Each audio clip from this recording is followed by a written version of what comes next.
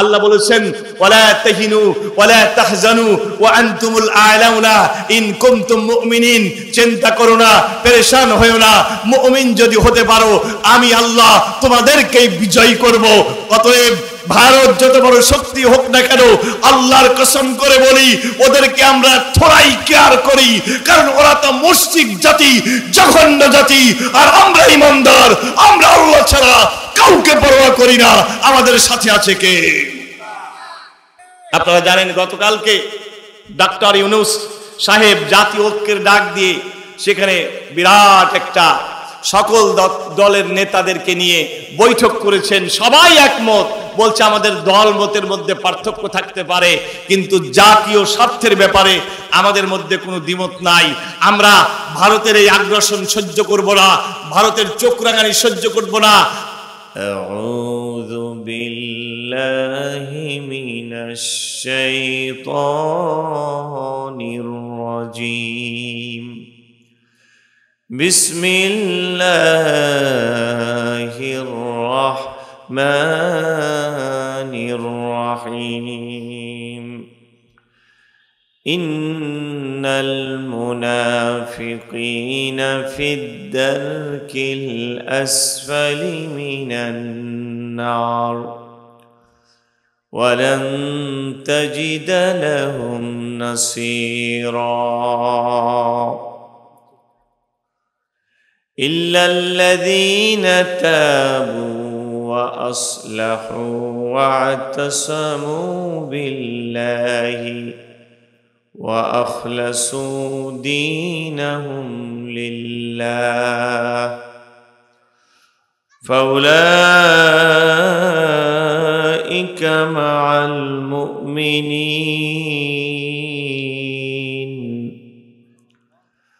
وسوف يؤتي الله المؤمنين أجرا عظيما। আলহামদুলিল্লাহ। আল্লাহ কোরআন শরীফের সূরা নিসার 145 নম্বর আয়াতে বলছেন ইন্নাল মুনাফিকিনা ফিদ-দারকিল আসফালি মিনান নার, মুনাফিকেরা থাকবে জাহান্নামের সবচাইতে নিম্নে। নাউজুবিল্লাহ বলেন। কোথায় থাকবে? জাহান্নামের স্তর কয়টা? 4টা 7টা। কয়টা? জাহান্নাম, লাজা, হুতামা, সাইর, সাকার, তাই না? এগুলো সব জাহান্নামের স্তর।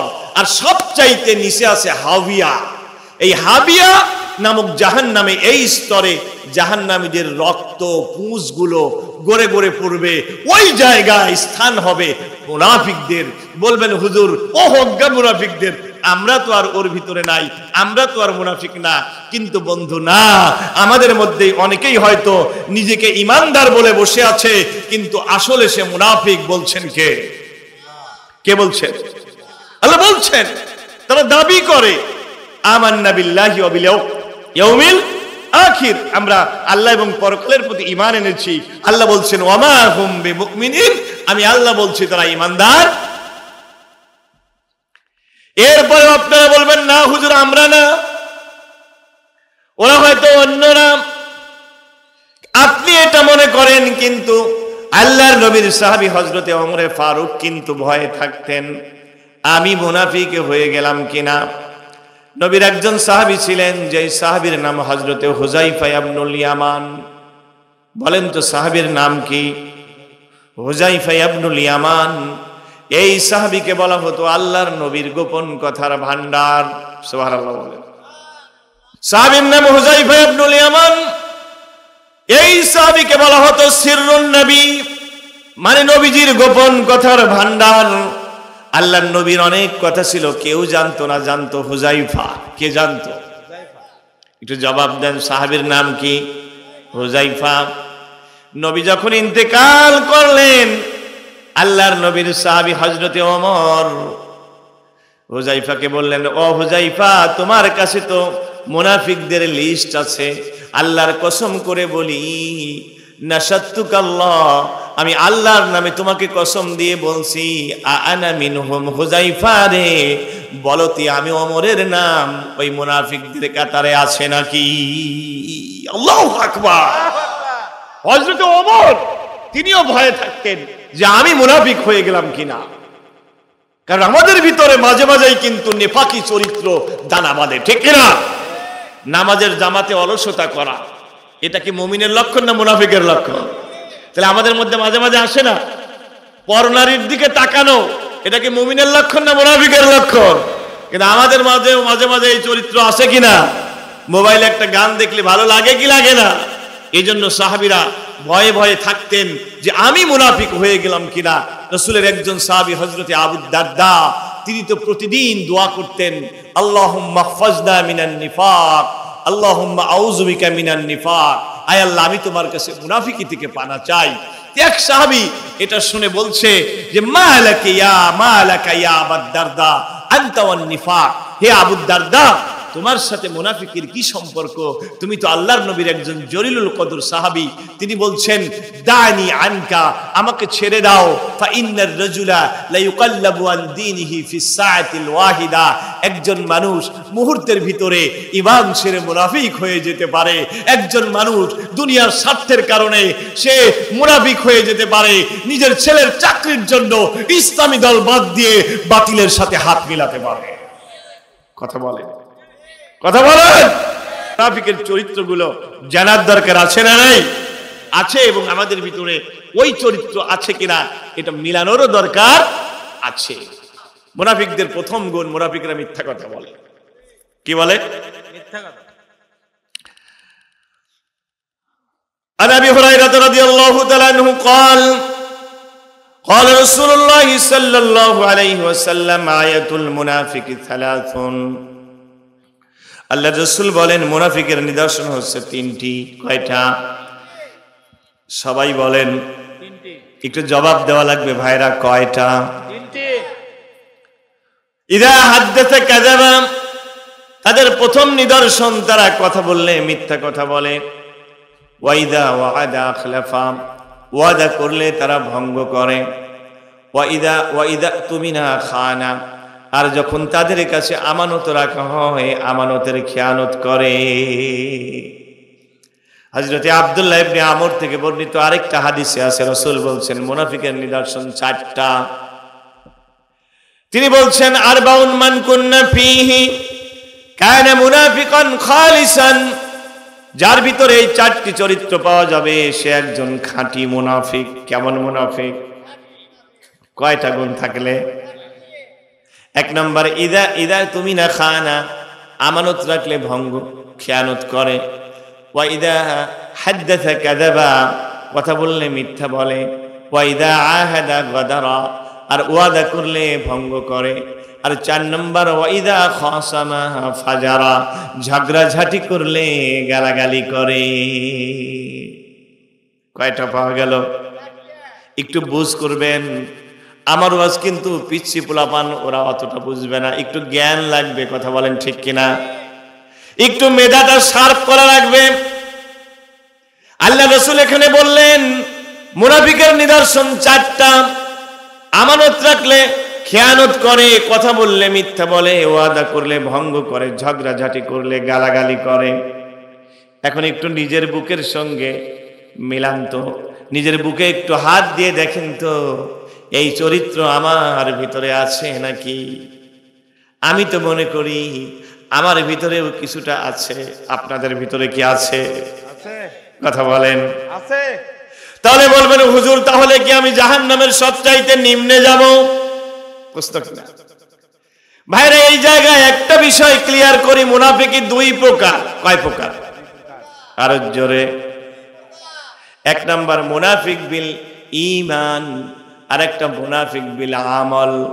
একটা ইমানের মুনাফিক আর একটা আমলের মুনাফিক।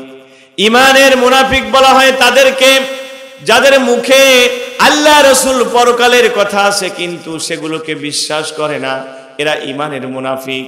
এরা যাবে জাহান্নামের সর্বনিম্ন স্তরে। আর এক প্রকারের মুনাফিক আছে যাদের আমলের ভিতরে মুনাফিকি আছে কিন্তু ইমান ঠিক আছে।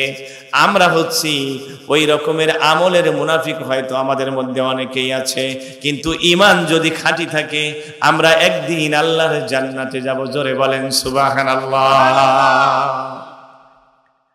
তবে আমাদের ভিতরেও কিন্তু অনেকেই ইমানের মুনাফিকও আছে, এই কথা বলে। যারা বলেন যারা বলে হুজুর this Quran is not applicable in this society, Quran is old, Quran should be change, Quran should be band. এই যুগে আর কোরআন চলে না হুজুর, এই যুগে আর কোরআনের হাত কাটার আইন চলে না হুজুর। ইসলামী রাষ্ট্র করেন আপনারা, এই যুগে কি ইসলামী রাষ্ট্র চলে? এই কথা বললে তার কি ঈমান থাকবে? কথা বলেন থাকবে? কেউ যদি বলে হুজুর চুরি করার আইন বর্বর, হাত কেটে দেওয়া মানুষের, কি করেন আপনারা? কেউ যদি বলে হুজুর জিনা করলে পারে তাকে পাথর মারতে হবে, জিনা করলে 100টা চামড়ার চাবুক মারা লাগবে, এত বড় শাস্তি হুজুর, এটা বেশি হয়ে যায় হুজুর। এই যুগে আর বর্বর আইন এগুলো চলে না। এই আধুনিক যুগে কোরআনের আইন, কোরআনের রাষ্ট্র চলে না। আল্লাহর কসম, সে একজন পাক্কা ঈমানের মুনাফিক। কথা বলেন, কথা বলেন। মুসলমান তো সেই যে বলে সামি'না ওয়া আতা'না, আল্লাহর কোরআন যা বলেছে এটা সত্য, আমি মেনে নিলাম, কোরআনে কোনো ভুল নাই। কিন্তু আমাদের ভিতরে অনেক লোক আছে মুসলমান নামধারী, যারা কোরআনকে বিশ্বাসও করে না, কোরআনকে ভালোবাসে না, কোরআন চায়ও না, ইসলামও চায় না। সুযোগ পেলেই তারা ইসলামের নাম নিশানাকে জমিন থেকে উপড়ে ফেলতে চায়, ইসলামের নামকে মুছে ফেলতে চায়। এই জন্যই তারা আলেমদেরকে জেলখানায় ভরে, এই জন্যই তারা আলেমদেরকে ফাঁসি দেয়। ঠিক কিনা বলেন? আল্লাহ রাব্বুল আলামিন কোরআন কারীমের মধ্যে সূরাতুল মুনাফিকুন এর মধ্যে বলেন, ইযা জাআকাল মুনাফিকুনা ক্বালু নাশহাদু ইন্নাকা লারাসূলুল্লাহ আল্লাহু ইয়ালামু ইন্নাকা লারাসূলুহু আল্লাহু ইয়াশহাদু ইন্নাল মুনাফিকিনা লাকাযিবুন।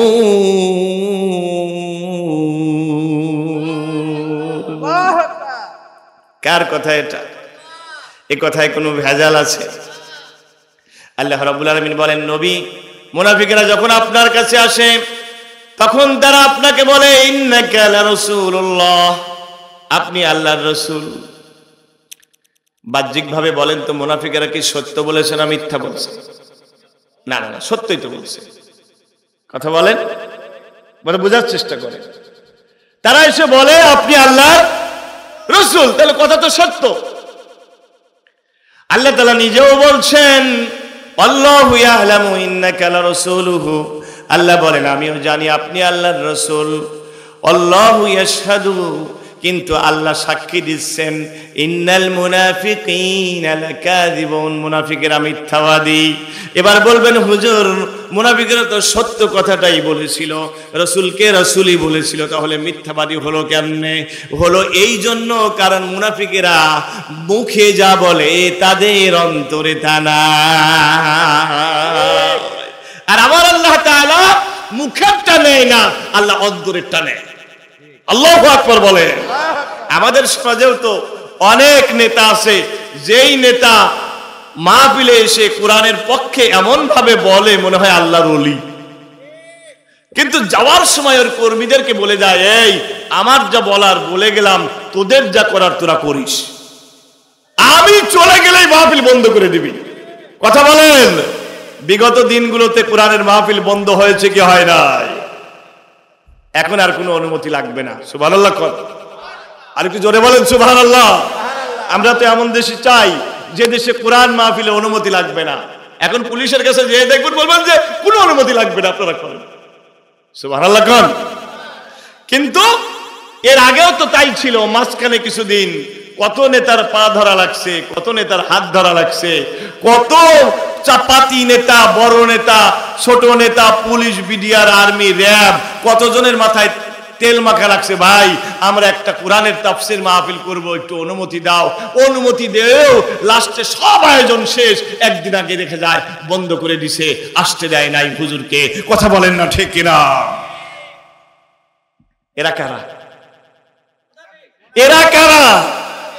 এরা মুখের সাথে অন্তরের মিল নাই, এরা মিথ্যা কথা বলে। আমরা দেখেছি আমাদের দেশের মানুষেরা অনেকেই আছে মিথ্যা কথা বলে, দুঃখ লাগে। আজ আমরা যাদের হাতে আমাদের নেতৃত্ব তুলে দিয়েছি, সেই বড় বড় পদে বসে থেকে এমন ভাবে মিথ্যা কথা বলেছে, আর জনগণ শুধু দেখে হাসছে। আইরে বলে কি, সারা দেখা যাচ্ছে যে সারা রাতেই ভোটের কাজ হয়ে গেছে, ওদিকে টিভির পর্দায় দাঁড়িয়ে বলছে ভোট সুষ্ঠু হয়েছে। কথা বলেন, কথা বলেন। মানুষ মনে করেছে শয়তান যে, তাও তো এত খারাপ না। কথা বলেন, কথা বলেন। মুনাফিকদের এক নম্বর নিদর্শন মিথ্যা কথা বলা। আমরা জীবনে কোন রকমের মিথ্যা কথা বলবো না ইনশাআল্লাহ। প্রিয় ভাইরা আমার, মুনাফিকদের দুই নম্বর পরিচয়, মুনাফিকেরা দুই মুখের সাথে, দুই দিকের সাথে সম্পর্ক রাখে, ঠিক না? মুনাফিকরা মুমিনদের সাথেও সম্পর্ক রাখে। কোরআনের মাহফিলে গেলে কোরআনের পক্ষে কথা বলে, আর বাইরে গেলে পারে শয়তানদের সাথে যখন মিলিত হয় তখন কোরআন বন্ধ করার ষড়যন্ত্র করে। আল্লাহ রাব্বুল আলামিন কোরআনে বলেন, ওয়া ইযা লাকুল্লাযীনা আমানু ক্বালু আমান্না وَإِذَا خَلَوْا إِلَى شَيَاطِينِهِمْ قَالُوا إِنَّا مَعَكُمْ إِنَّمَا نَحْنُ مُسْتَهْزِئُونَ। রব্বুল আলামিন বলেন, তারা যখন ঈমানদারদের সাথে মিলিত হয় তখন তারা বলে আমরা ঈমানদার। وَإِذَا خَلَوْا إِلَى شَيَاطِينِهِمْ, আর যখন তারা বড় বড় শয়তানদের সাথে মিলিত হয়, যখন তারা ভারতে যায়, যখন তারা ইহুদিদের কাছে যায়, যখন তারা কাফিরদের কাছে যায়, তখন বলে আর কয়েকদিন অপেক্ষা করো, তোমাদেরকে আমার দেশটা তোমাদেরকে দেওয়ার মতো ব্যবস্থা করে দিচ্ছি। কথা বলেন, জোরে বলেন। আজকে বাংলাদেশ নিয়ে গভীর ষড়যন্ত্র হচ্ছে, কথা বলেন ঠিক কিনা? এদেশের স্বাধীনতা সার্বভৌমত্ব কেড়ে নিতে চায়। এই সময়ও দেখবেন যারা জাতীয় ঐক্যের পক্ষে আসে নাই, মনে করবেন তারাই হচ্ছে মুনাফিক। আপনারা জানেন গতকালকে ডক্টর ইউনূস সাহেব জাতীয় ঐক্যের ডাক দিয়ে সেখানে বিরাট একটা সকল দলের নেতাদেরকে নিয়ে বৈঠক করেছেন। সবাই একমত, বলছে আমাদের দল মতের মধ্যে পার্থক্য থাকতে পারে, কিন্তু জাতীয় স্বার্থের ব্যাপারে আমাদের মধ্যে কোনো দ্বিমত নাই। আমরা ভারতের এই আগ্রাসন সহ্য করব না, ভারতের চোখ রাঙানি সহ্য করব না। আবার বাংলাদেশের আল্লাহর ওলি আল্লামা দেলোয়ার হোসেন সাঈদী আজ থেকে কয়েক বছর আগেই বলেছিলেন, ভারত তুমি অনেক বড় দেশ, তোমার সৈন্যবাহিনী বেশি, তোমার ভূখণ্ড বড়, তোমার সামরিক অস্ত্র বেশি, কিন্তু মনে রাখবা আমরা তোমাকে কেয়ার করি না, কারণ তোমার ভিতরে একটা জিনিস নাই যা আমাদের ভিতরে আছে। তোমাদের ভিতরে ঈমান নাই, আর আমাদের ভিতরে ঈমান আছে। আল্লাহু আকবার। আর আল্লাহ বলেছেন, আল্লাহু ইদাফিউ আনিল্লাযীনা আমানু, ঈমানদারদেরকে ডিফেন্স দেব স্বয়ং আমি আল্লাহ সুবহানাহু ওয়া তাআলা। আল্লাহ বলেছেন, ওয়ালা তাহিনু ওয়ালা তাহজানু ওয়া আনতুমুল আ'লাউনা ইন কুনতুম মুমিনিন, চিন্তা করো না, পেরেশান হয়ো না, মুমিন যদি হতে পারো আমি আল্লাহ তোমাদেরকে বিজয়ী করব। অতএব ভারত যত বড় শক্তি হোক না কেন, আল্লাহর কসম করে বলি ওদেরকে আমরা থোড়াই কেয়ার করি, কারণ ওরা তো মুশরিক জাতি, জঘন্য জাতি, আর আমরা ঈমানদার, আমরা আল্লাহ ছাড়া কাউকে পরোয়া করি না। আমাদের সাথে আছে কে? আল্লাহ কবুল করুন, বলেন আমিন। এই কঠিন দুঃসময়ে দেখবেন যারা জাতীয় ঐক্যের ভিতরে আসে নাই, এখনো দেশ বিরোধী ষড়যন্ত্র যারা লিপ্ত আছে, মনে করবেন ওরাই হচ্ছে মুনাফিক। ওরা ঈমানদারদের সাথে বলে আমরা ঈমানদার, কিন্তু মুশরিকদের সাথে গিয়ে বলে আমরা তোমাদের সাথে আছি। ঠিক কিনা বলেন? কথাটা কার? আল্লাহর। রব্বুল আলামিন কোরআন কারীমের অন্য আয়াতে বলেন, মুযাবযাবিনা বাইনা যালিক লা ইলাহা হাউলাই ওয়ালা ইলাহা হাউলাই। ওরা হচ্ছে দোদুল্যমান, ওরা এদিকেরও না ওদিকেরও না। রাসূল বলেন, মাসালুল মুনাফিকি কাশাতিল আইরাতি বাইনাল ফিল গানামি। আল্লাহর নবী বলেন মুনাফিকের নিদর্শন ছাগলের 3 নাম্বার বাচ্চার মতো। কথা বলেন, মুনাফিকের নিদর্শন ছাগলের 3 নাম্বার বাচ্চার মতো। ও একবার এই বাটে লাগতে চায়, একজন গুতা মারে, আর এক বাটে লাগতে চায়, আর একজন গোতা মারে খালি ঘোরাফেরা করে। মুনাফিকদের কোনো স্ট্যান্ড নাই। মনে রাখবেন, আমাদের সাবেক প্রধানমন্ত্রী খালেদা জিয়া বলেছিলেন যে শুধুমাত্র পাগল আর শিশু ছাড়া নিরপেক্ষ কোনো মানুষ থাকতে পারে না। তাহলে দেখবেন নামাজ পড়ে, রোজা করে, কিন্তু যদি বলে রাজনীতির ব্যাপারে হুজুর আমি নিরপেক্ষ, আমার কোনো পক্ষ নাই, মনে করবেন ওই হচ্ছে ছাগলের 3 নাম্বার বাচ্চা, ওই হচ্ছে পাক্কা মুনাফিক।